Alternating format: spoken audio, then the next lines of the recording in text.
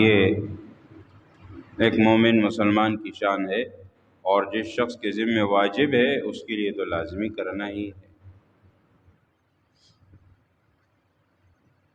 میں نے عرض کیا تھا پہلے کہ لوگ نصاب کے چکر میں لگے رہتے ہیں کہ بھئی کس پر واجب ہے کس پر واجب نہیں ہے۔ ٹھیک ہے، واجب جس پر نہیں ہو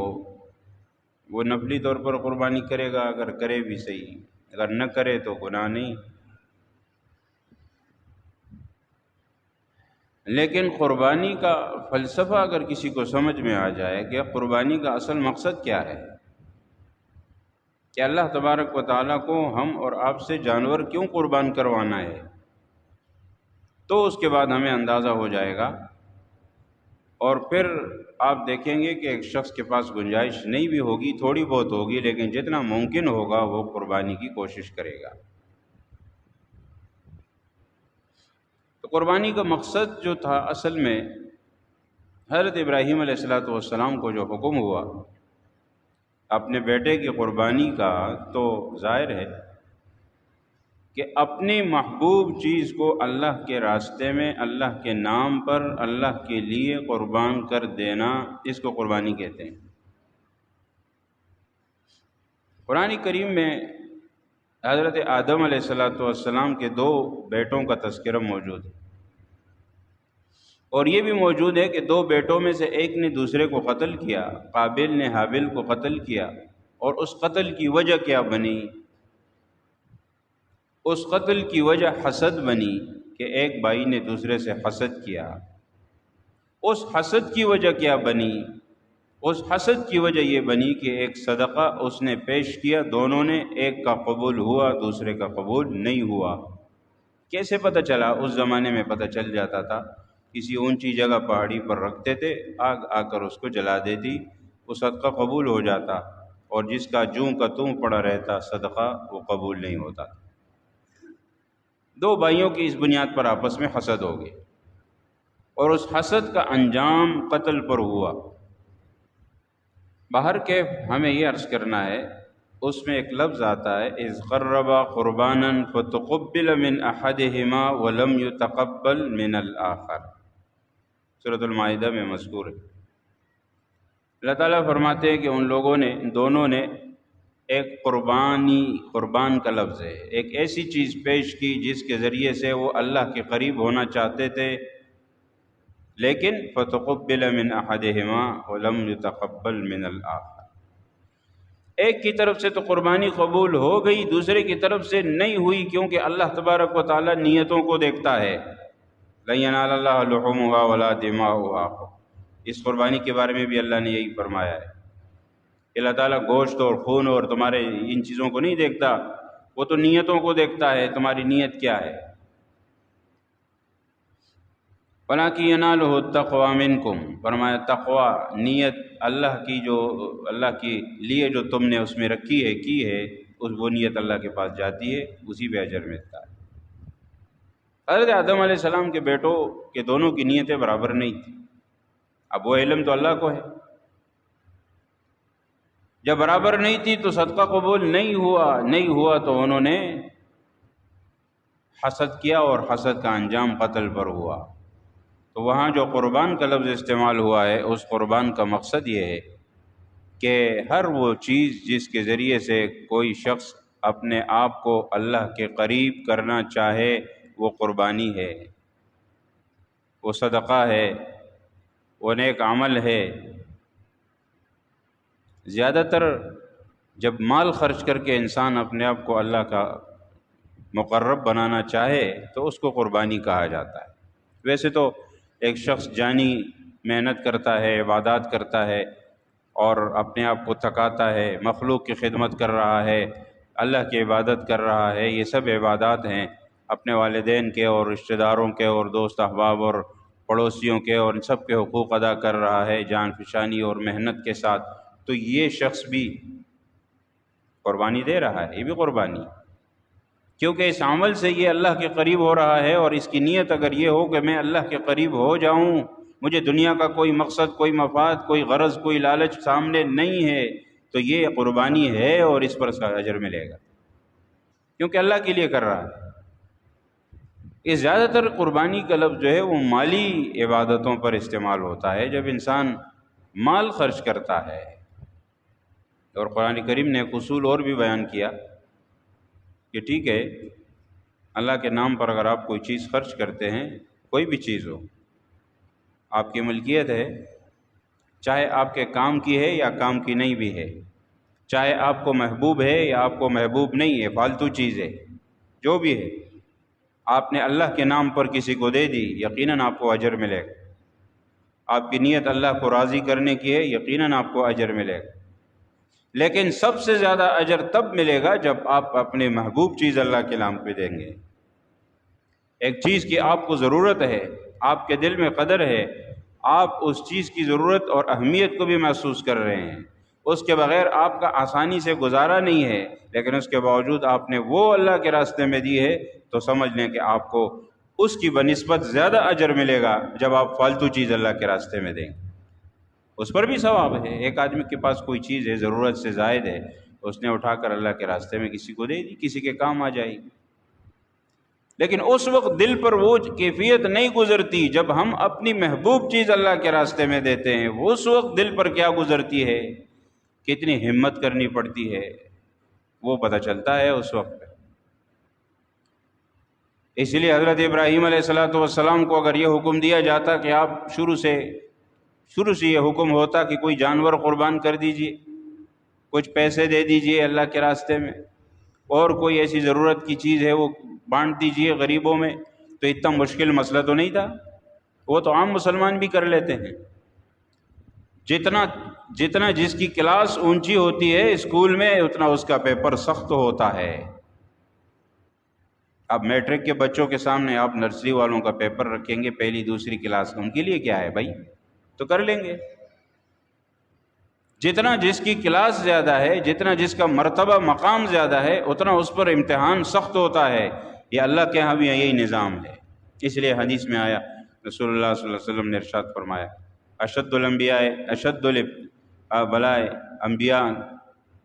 ثم الامثل فالامثل، اشد الناس بلاء الانبیاء۔ فرمایا سب سے زیادہ لوگوں میں امتحانوں اور آزمائشوں سے کون دو چار ہوتے ہیں؟ انبیاء کرام۔ کلاس اونچی ہے نا، مقام اونچا ہے، مرتبہ اونچا ہے، ان کا پیپر سخت ہوتا ہے۔ عام لوگوں کے لیے اتنا نہیں ہوتا مسئلہ۔ حضرت ابراہیم علیہ السلام کے لیے اتنا سخت امتحان کہ ان کو حکم ہوا، پہلے تو یہ حکم ہوا تھا نا کہ اپنی اہلیہ اور اپنے دودھ پیتے بچے کو جنگل بیابان میں چھوڑ دیجیے، جہاں نہ پانی ہے، نہ سایہ ہے، نہ درخت ہے، نہ کھانے کی چیز ہے، کچھ بھی نہیں ہے، وہاں پر اپنے بیٹے کو اور اپنی اہلیہ کو اکیلے چھوڑ دیجیے۔ یہ بھی امتحان ہے، اور یہ ایسا حکم بھی ہر کسی کو نہیں ہوتا۔ حضرت ابراہیم علیہ السلام ان کو وہاں چھوڑ کے جا رہے ہیں، پیچھے سے اہلیہ آواز لگا رہی ہے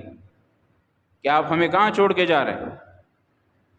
یہاں کیا ہوگا، یہاں تو کچھ بھی نہیں ہے،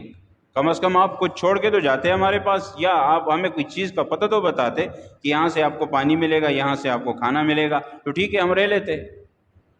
یہ تو جنگل بیابان ہے، اس میں ہم کیا کریں گے؟ حضرت ابراہیم علیہ السلام پیچھے نہیں دیکھ رہے کہ پیچھے دیکھوں گا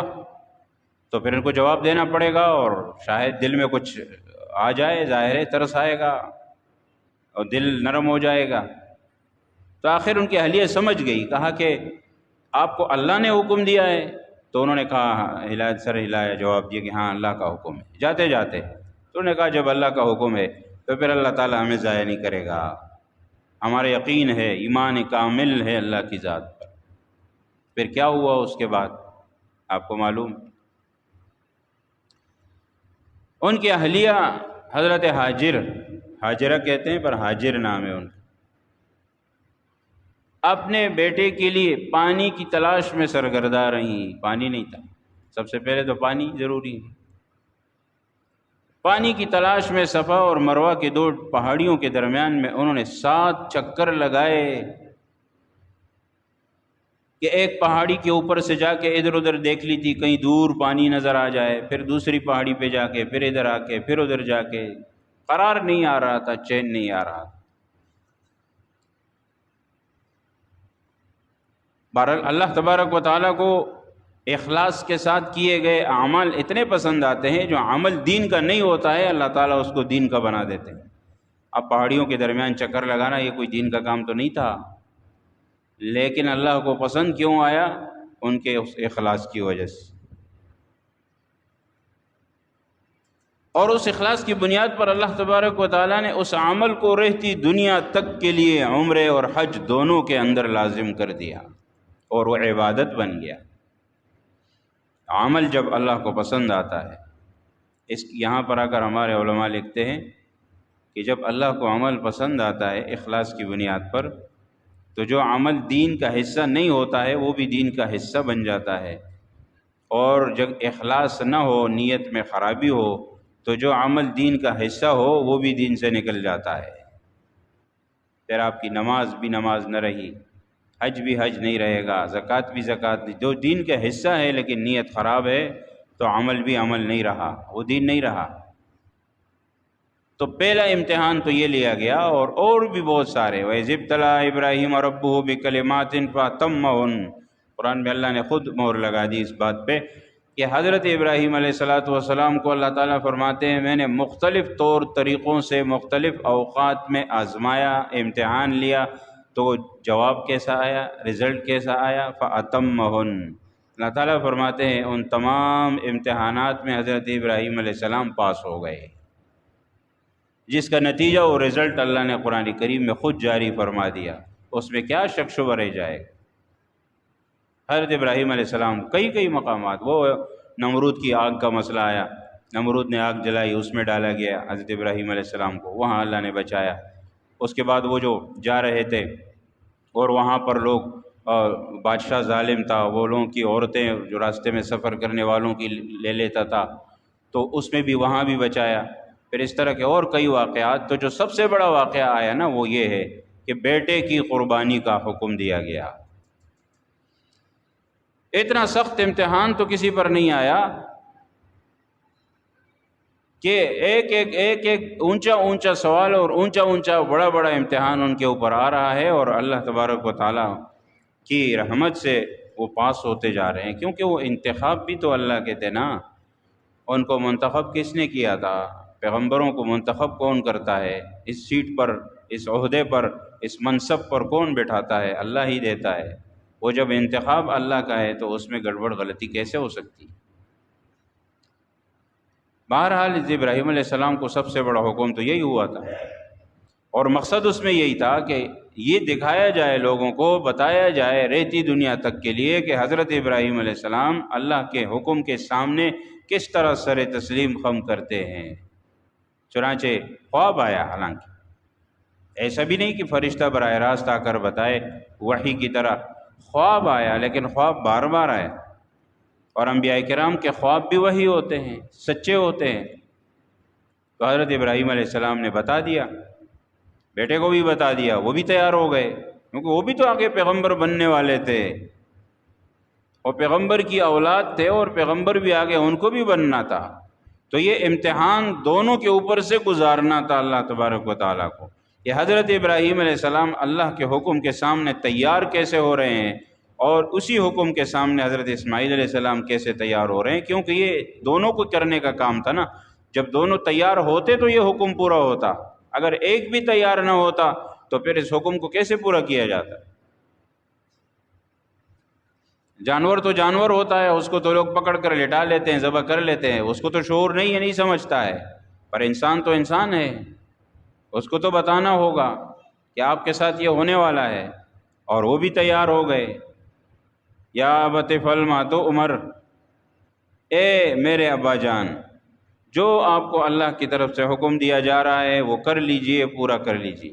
میری طرف سے اجازت ہے۔ ستجدنی انشاء اللہ من الصابرین، آپ دیکھیں گے کہ انشاءاللہ آپ مجھے صابرین میں سے پائیں گے، میں صبر کروں گا، میں برداشت کروں گا۔ بھائی اللہ کا حکم ہے نا، اس لیے تو یہ فرما رہے ہیں، وہ سمجھ رہے تھے۔ اب اس پورے واقعے کے اندر بات یہ آ رہی ہے کہ جو چیز محبوب ہے، اولاد سے زیادہ محبوب کوئی چیز نہیں ہوتی، اولاد اولاد ہے۔ انسان پوری زندگی کی محنت اپنی اولاد کے لیے کرتا ہے، والدین ایک عرصے تک ہوتے ہیں پھر ساتھ چھوڑ جاتے ہیں، وہ آپ کو ایک مقام تک لے آتے ہیں پھر ساتھ چھوڑ جاتے ہیں، لیکن آپ کی باقی ماندہ زندگی آپ کی اولاد کے لیے ہوگی، پھر اس کے بعد ان کی باقی ماندہ زندگی ان کی اولاد کے لیے ہوگی۔ اور جس اولاد کو انسان پال پوس کے بڑا کرتا ہے، امیدیں وابستہ کرتا ہے، اگر یہ حکم ہو جائے کہ اپنے ہاتھوں سے ان کو ذبح کر دو تو انسان کے دل پہ کیا گزرے گی۔ لیکن پیغمبر کا ایمان تو ایمان ہوتا ہے۔ حضرت ابراہیم علیہ السلام تیار ہوئے، بیٹے بھی تیار ہوئے، لے گئے، اور پھر راستے میں شیطان نے کوشش کی، شیطان نے گھر پر بھی کوشش کی، ان کی والدہ کو بھی، حضرت اسماعیل علیہ السلام کی والدہ، وہاں بھی کوشش کی کہ کسی طریقے سے ان کو روک لیں، لیکن نہیں روک سکے۔ پھر مینا میں جب ذبح کرنے کے لیے لے کر گئے، وہاں بھی وہی ہوا کہ 3 مختلف مقامات پر شیطان نے کوشش کی کہ وہ حضرت ابراہیم علیہ السلام کو اس عمل سے باز رکھے، کیونکہ ان کو معلوم تھا اس بدبخت شیطان کو کہ اس عمل سے تو ان کا تو مقام ہے ہی اونچا اونچا، لیکن یہ عمل تو ایسا عمل ہے کہ انہوں نے اگر یہ کر لیا تو اللہ کے ہاں اتنا ان کا مقام بلند ہوگا کہ وہ سوچ بھی نہیں سکتا تھا۔ یہ شیطان کو تو سب معلوم ہے نا کہ کون کون سے پرچے میں اور امتحان میں پاس ہونے کے بعد مقام کتنا بلند ہو جاتا ہے، اللہ کی طرف سے انعام بھی ملتا ہے، ایسا نہیں ہوتا۔ دنیا میں اگر کوئی امتحان پاس کر لیتا ہے تو انعام کا حقدار ہوتا ہے، اللہ کے ہاں بھی وہ انعام کا حقدار ہے، اور اللہ کے ہاں جو کچھ ہے وہ خزانے تو ایسے ہیں وہ تو ختم نہیں ہوتے، تو اللہ جو انعام دیتا ہے وہ تو پھر اس کا تصور انسان کہاں کر سکتا۔ 3 مختلف مقامات پر، اور پھر وہاں پر شیطان کو کنکریاں ماری حضرت ابراہیم علیہ السلام نے کہ یہ مجھے نہ ورغلائے اور اس کی کوشش نہ کرے بگانے کے لیے، اور آج وہ بھی سنت ہو گئی، بد لازمی ہو گیا، واجب ہے، ان کا طریقہ ہے لیکن وہ بھی واجب ہے۔ اب دیکھیے حضرت ابراہیم علیہ السلام نے جو عمل کیے، مینا میں قربانی بیٹے کی، اللہ نے بیٹے کی جگہ مینڈا بیچ دیا اور اس کی قربانی قبول کر لی بیٹے کی جگہ، اجر اتنا مل گیا کہ انسان کو انسان ذبح کر رہا ہے لیکن اس کی جگہ جانور ذبح ہوا۔ حضرت ابراہیم علیہ السلام نے چھری چلائی حضرت اسماعیل علیہ السلام پر، اور حضرت اسماعیل علیہ السلام بھی اس کے لیے تیار، لیکن چھری ان پر نہیں چلی، اور اس چھری سے جانور اللہ نے بیچ دیا، وہ ذبح ہو گیا۔ یہ ایسا ہی تھا جیسے حضرت ابراہیم علیہ السلام کو آگ میں ڈالا گیا تھا، تو آگ نے حضرت ابراہیم علیہ السلام کے ہاتھوں سے اور بدن پہ جو رسیاں باندھی ہوئی تھی، رسیوں کو تو جلا دیا لیکن بدن کو نہیں جلایا، کیونکہ اللہ کا حکم نہیں تھا نا۔ یہاں بھی ایسا ہوا کہ چھری کا کام کاٹنا ہوتا ہے، لیکن جب اللہ کا حکم نہیں ہے تو یہ نہیں کاٹے گی، اور جب اس کے نیچے جانور آ گیا انسان کے بجائے، اس کے بعد پھر اس نے کاٹنا شروع کر دیا۔ اللہ تعالیٰ نے ایسے قبول فرمایا اس عمل کو جیسے بیٹے کی قربانی پر اجر ملتا، اتنا ہی، اس سے بھی زیادہ رہتی دنیا تک کے لیے۔ ایک تو حج کے اندر قربانی آ گئی، پھر اس کے بعد ویسے قربانی آ گئی ہر صاحب استطاعت پر، ہر سال، اب پوری دنیا کے کونے کونے میں جہاں بھی ہو، اور صفا مروہ کے چکر ان کی اہلیہ کے آنے جانے کی بنیاد پر، اور بیٹے کے لیے پانی کا مسئلہ تھا تو پانی اللہ نے ان بچے کے رونے کے پاؤں مارنے کی جگہ سے زمزم کا چشمہ نکال دیا۔ یہ سب اخلاص کی برکات ہیں کہ جب کام اخلاص کے ساتھ ہوتا ہے تو اللہ تعالیٰ کیسے مدد کرتا ہے، اور وہ کام کیسے جاری رہتا ہے آگے تک آنے والے لوگوں کے لیے۔ ان کے دین میں، اور وہاں بھی اسلام تو ایک ہی ہے لیکن ہر پیغمبر کا اپنا دین و مذہب ہوتا ہے، توحید ایک ہی ہے لیکن مسائل الگ الگ ہوتے ہیں، عقیدہ ایک ہی ہوتا ہے۔ اس ایک عقیدے کے باوجود اعمال میں وہی اعمال ان کے ہاں بھی تھے اور وہی ہمارے ہاں بھی موجود ہے، وہ حج کے لازمی حصے بن گئے۔ تو اس لیے قرآن کریم میں لن تنالوا البر حتی تنفقوا مما تحبون، فرمایا اس وقت تک تم صحیح معنوں میں نیکی حاصل نہیں کر سکتے جب تک وہ چیز اللہ کے راستے میں صدقہ نہ کرو جس کو تم محبوب سمجھتے ہو۔ جب تک کسی چیز کو محبوب نہیں سمجھ رہے ہو، یعنی اونچا مقام اور مرتبہ حاصل کرنا ہے تو اپنے محبوب چیز کو اللہ کے راستے میں خرچ کرو۔ ہاں ویسے ثواب حاصل کرنا ہے، نارمل عام ثواب تو آپ کسی بھی چیز کو اللہ کے راستے میں دے سکتے. یہ اتنا مبارک عمل تھا جس عمل کی بنیاد اتنے بڑے اخلاص کے جذبے کی بنیاد پر قائم ہوئی، اور آج اس عمل کو ہمارے ہاں نام نہاد جس کو ہم مسلمان کہہ سکتے ہیں کہ ٹھیک ہے مسلمان ہوں گے لیکن دوسروں سے متاثر ہے، احساس کمتری کے شکار مسلمان جو آج حوصلہ شکنی کرتے ہیں اس مبارک عمل کی، ان کو یہ عجیب نظر آتا ہے کہ جی اسلام کے لیے اتنا سارا پیسہ کیوں لٹایا جا رہا ہے. دنیا کے لیے لٹایا جاتا ہے. آپ اندازہ لگائیں دنیا بھر میں ہر سال مختلف کھیل کود کے معاملات پر کتنا پیسہ خرچ ہوتا ہے. ایک کرکٹ کو لے لیجئے، کہیں چیک کیجئے کہ ہر سال پوری دنیا میں اس پر کتنا روپیہ خرچ ہوتا ہے، اور پھر اس جانا کہ کھیل کود ہے، اس کے بعد پھر اس کے اندر جو لوگ سرمایہ کاری کرتے ہیں، پھر اس کے ساتھ جتنی بھی چیزوں کا واسطہ ہوتا ہے، پھر وہ جو ناجائز لوگ بھی آ کر بیٹھ جاتے ہیں جوئے کھیلنے والے، وہ تو خیر ویسے بھی ناجائز ہے، لیکن اس میں جتنا کاروبار ہوتا ہے، کھیل کود میں کیا ہو رہا ہے، سیر سپاٹے میں کیا ہو رہا ہے. آج کل آپ نے وہ خبریں گرم ہیں، آپ خبر سن رہے ہوں گے کہ 4-5 لوگ سمندر کی تہہ میں جا کے وہ جہاز کا نظارہ کرتے ہوئے وہ جہاز ان پر جو ان کا تھا آبدوز وہ غرق ہوا ہے، تو اس میں وہ لوگ مرے ہیں جس میں سے 2 مسلمان بھی ہمارے ملک کے ہیں. اب مسئلہ یہ ہے کہ ٹھیک ہے خرچہ کتنا آتا ہے، آپ نے ان کی رپورٹ پڑھی کہ اس سیر و تفریح کے موقع پر ایک شخص کا جو خرچہ ہے وہ $2.5 لاکھ ہے، جو ہمارے ہاں کے حساب سے تقریباً 7.5 کروڑ روپیہ بنتا ہے. اگر 2 آدمی اس سیر سپاٹے کے لیے گئے، اس کا مطلب یہ ہے کہ ان لوگوں نے 15 کروڑ روپے خرچہ کیے. یہ تو صرف اس کا ٹکٹ ہے، باقی تو آنا جانا الگ چیزیں ہوں گی. اب یہاں پر بات آ جاتی ہے جو لوگ اسلام پر اعتراض شروع کر دیتے ہیں کہ جی اتنا خرچہ ہوتا ہے اور ایک شخص قربانی کر رہا ہے اور قربانی کے لیے 20-25 ہزار روپے خرچ کر رہا ہے یا 50 خرچ کرتا ہے، یا کوئی زیادہ استطاعت والا ہے وہ 2-4 لاکھ 5 لاکھ خرچ کر رہا ہے، اس پر لوگوں کو اعتراض ہوتا ہے. تو ایسی چیزوں پر اعتراض کیوں نہیں ہوتا؟ حالانکہ شریعت میں تو یہ ہے کہ اگر آپ کے پاس گنجائش ہے، آپ سیر سپاٹے میں بھی لگا رہے ہیں تو لگائیں، بہرحال آپ کو مرضی ہے آپ کی، لیکن یہ کہ آپ جو اللہ کا حق ہے، بندوں کا حق ہے، وہ اس میں سے ادا کریں. اس کے بعد پھر آپ جیسے خرچ کرتے ہیں ٹھیک ہے، اگر جائز جگہ خرچ کر رہے ہیں تو جائز ہے، لیکن یہ ہے کہ اگر ایسی کوئی کام ٹھیک ہے ہمارے نزدیک اس سیر سفر کی کوئی ضرورت نہیں ہے، لیکن اگر ان کا کوئی شوق تھا، کوئی دلچسپی تھی اور وہ کوئی معلوماتی سفر پہ گئے تو ٹھیک ہے، پیسہ ان کا ہے، جیسے جا رہے ہیں جیسے کر رہے ہیں، اگر حقوق ادا کر رہے ہیں. اور سنا ہے کہ وہ یا ہمارے یہاں بڑے اسپتالوں میں بھی غریبوں کا علاج وغیرہ بھی ان کے پیسوں سے ہوتا تھا، تو اچھی بات ہے. لیکن میں صرف یہ عرض کر رہا ہوں کہ پیسہ کسی کا ہے. میں نے پہلے بھی عرض کیا تھا کہ ایک آدمی اپنے پیسوں سے اگر وہ مہنگی بھی گاڑی خریدتا ہے، سستی خریدتا ہے، اس کی مرضی ہے، لیکن اللہ کا حق ادا کرتے ہوئے اسے کیوں یہ یاد آتا ہے؟ مسجد کا حق ادا کرتے ہوئے یا مسجد میں چندہ دیتے ہوئے یا غریب کے ساتھ تعاون کرنے کی بات کیوں اس کو سامنے آ جاتی ہے؟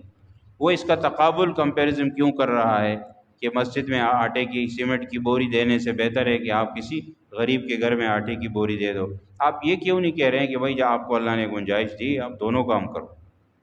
آپ کو دونوں کام کرنے چاہیے. یہ اللہ کا گھر ہے، اس میں بھی اللہ خوش ہوتا ہے، اور وہ بھی اللہ کے بندے ہیں، اس میں بھی اللہ خوش ہوتا ہے، اللہ راضی ہوتا ہے.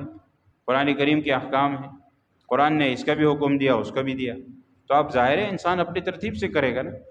اب ہمیں کیا ضرورت پڑی کہ ایک شخص مالدار ہے، وہ اپنا مال فی الوقت اس وقت کسی مخصوص جگہ خرچ کر رہا ہے، مثال کے طور پر وہ مسجد میں دے رہا ہے، حج کر رہا ہے، عمرہ کر رہا ہے. ہم اس کو پکڑیں، ہم اس پر اعتراض شروع کر دیں کہ آپ وہ غریبوں کو کیوں نہیں دے رہے؟ ہمیں کیا پتہ بھائی، ہو سکتا ہے وہ دے رہا ہو، اس نے اپنا کوئی حساب کتاب بنا رکھا ہو. تو یہ ترتیب تقسیم کرنے والے ہم کون ہوتے ہیں؟ اس کی مرضی ہے، وہ جس ترتیب سے چاہے خرچ کرے. ہاں حق جو فرض واجب ہے اللہ کا وہ ضروری ہے، اس کے علاوہ نفلی صدقہ ہے، جہاں جو دینا چاہے دے سکتا ہے، اس کی مرضی. جب شریعت نے زبردستی نہیں کی تو ہم کیوں کریں؟ اس لیے بہرحال یہ ہوتا ہے کہ ایک ہی ہفتے میں 2 ایسے واقعات ہوئے کہ کچھ لوگ غیر قانونی طور پر وہ یونان جانے والے لوگ جو ہے ان کا بھی سمندر میں انتقال ہوتا ہے اور وہ بھی اس سے حادثے میں جان سے ہاتھ دھو بیٹھے. تو کوئی شخص پیسے نہ ہونے کی وجہ سے سمندر میں ڈوب رہا ہے اور کوئی شخص پیسے زیادہ ہونے کی وجہ سے سمندر میں ڈوب رہا ہے. یہ تو اللہ کا نظام ہے. کسی کے پاس نہیں ہے وہ نہ ہونے کی فریاد کر رہا ہے، کسی کے پاس زیادہ ہے وہ کہتا ہے زیادہ ہے میں کیا کروں، وہ بھی سمندر میں گھس رہا ہے. جس کے پاس نہیں ہے وہ بھی سمندر میں گھس رہا ہے. تو اس لیے بہرحال نظام ہے، اللہ کی مرضی ہے، اللہ کا نظام ہوتا ہے، انسان بھی اپنے حساب سے خرچ کرتا ہے، لیکن دینی جگہوں پر دینی مصارف میں خرچ کرنے والوں کی حسن شکلی نہیں ہونی چاہیے۔ جو جہاں جہاں خرچ کر رہا ہے، جہاں جہاں نیک اعمال کر رہا ہے، اچھی جگہوں پر اور اچھے مصارف پر، دینی مصارف پر کوئی خرچ کر رہا ہے تو اس کی حوصلہ افزائی ہونی چاہیے۔ پھر اس طرح یہ جو قربانی کا ہے خاص طور پر، یہ تو ظاہر ہے جس پر واجب ہے، لازم ہوتا ہے، وہ تو واجب ادا کر رہا ہے، اس پر تو اعتراض کا حق کسی کو نہیں ہونا چاہیے، بھئی وہ اپنا واجب ادا کر رہا ہے، لیکن شرعی معاملات کا، مسائل کا، ان چیزوں کا خیال رکھے اور اس کے مطابق میں نے شروع میں مسائل عرض کیے، مختصر مسائل اس کے آتے رہتے ہیں۔ اجتماعی قربانی ہے تو اپنے لیے شرکاء ایسے ڈھونڈے جو شریعت کے مطابق ہو، کوئی شخص اس میں کلم کلا حرام کمانے والا نہ ہو، کوئی زیادہ حرام کی آمدنی اس کی واضح طور پر نہ ہو۔ یہ جتنے بھی مالیاتی ادارے ہیں زیادہ تر سودی ادارے ہیں، ایسے لوگ نہ ہوں، اور باقی اس کے علاوہ تو انسان کمزور ہے، تو عام انسان تو کوئی بھی کمی بیشی گناہگار تو ہر انسان ہے، لیکن مالی حساب سے چونکہ آپ مالی عبادت کر رہے ہیں تو مالی عبادت میں مال صاف ہونا چاہیے، جہاں تک ممکن ہے آپ کو معلومات لیں۔ تو اس لیے میں نے یہ بھی عرض کیا تھا کہ اگر کسی اور جگہ کر رہے ہیں کسی ادارے میں تو ان کو بھی بتانا چاہیے اور یہ دیکھیں کہ وہ بھی اس کا اہتمام کر رہے ہیں کہ نہیں کر رہے ہیں۔ اگر وہ اس کا اہتمام کر رہے ہیں کہ حلال کاروبار والوں کا پیسہ لے رہے ہیں اور صحیح طریقے سے، تو وہاں پر پھر اپنی قربانی کریں، ورنہ پھر اگر گنجائش ہے تو اپنی کریں، لیکن اپنی ظاہر ہے کہ بکرے وغیرہ کی قربانیاں بہت مہنگی ہو گئی، تو اس کی وجہ سے پھر مسئلہ ہوتا ہے۔ لیکن شرکاء جو ہے وہ اپنے سوچ سمجھ کر وہ بنائیں اور اسی ترتیب کے ساتھ، باقی اس کے مسائل پھر تفصیلی آتے رہتے ہیں، ہر سال وہ آپ کے سامنے بیان ہوتے ہیں۔ عید سے پہلے ایام تشریق شروع ہوتے ہیں تو تکبیرات تشریق شروع ہوتی ہے، اللہ اکبر لا الہ الا اللہ اللہ اکبر، اللہ اکبر وللہ الحمد۔ تکبیرات تشریق جو ہے یہ 9 ذی الحج کی فجر کی نماز سے شروع ہوتی ہے اور عید کے چوتھے دن عصر کی نماز تک جاری رہتی ہے، تو یہ 5 دن تقریباً بن جاتے ہیں، اور میرے خیال 23 تقریباً نمازیں ہیں، تو ان نمازوں کا اس کا بھی اہتمام ہونا چاہیے۔ مردوں کے لیے ایک مرتبہ کم از کم بلند آواز سے ہر نماز، فرض نماز کے بعد پڑھنا یہ لازم ہے، اور عورتوں کے لیے یہ ہے کہ وہ گھر پہ پڑھے، بلند آواز سے نہ پڑھے، لیکن یہ ہے کہ ہر نماز کے بعد وہ بھی پڑھیں،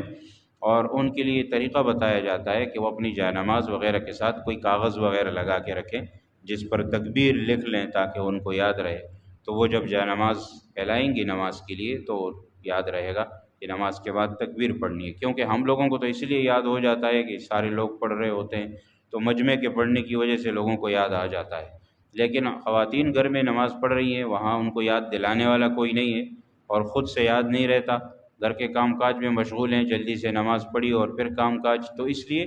وہ جو بھی گھر میں جائے نماز ہے ان جائے نمازوں کے اوپر پرچی لگا دیں تاکہ ان کو یاد رہے، تو اس کا اہتمام ہو، باقی قربانی کی تیاری ہو اور صحیح طریقہ کار اخلاص کے ساتھ اور خلوص کے ساتھ